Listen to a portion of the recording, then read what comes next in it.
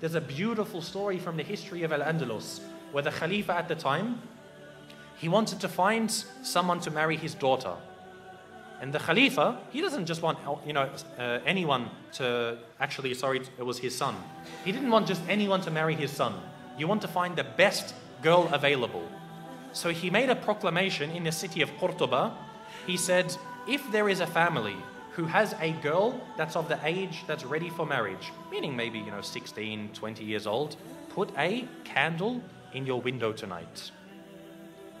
And she's ready for marriage, and she has memorized the entire Quran. Put a candle in your window tonight. They said the entire city was lit up that night. The entire city was lit up because there were so many young girls who had memorized the Quran. So he said, Khair, my son can't marry that many women.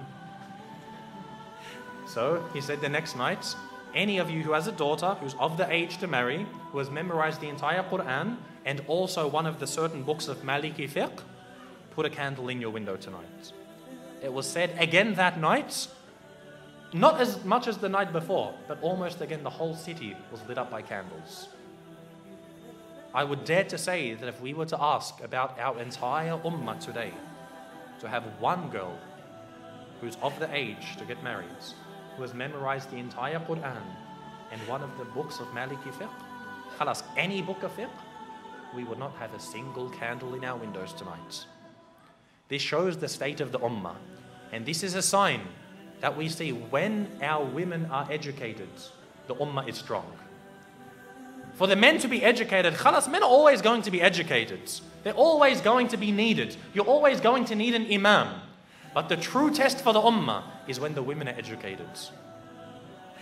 You see today, most of our women, some parts of the world, the women can't even go into the masjids. They won't even have a space for them in the masjids, let alone educating them. You find, khalas, she knows how to cook and clean, perfect, mashallah, this is all we need. No, they must be educated. This is why Andalus, it was seen as a high time for the ummah to know about Islam. No, I'm not saying for her to go to university and study liberal arts and accounting. I'm talking about Islam. To come to the Islamic centers and to know her religion. We must have this because she is the one who is going to raise a nation. The husband, the father isn't there to raise the children. The mother is. If she doesn't know about her religion, what is she going to pass on?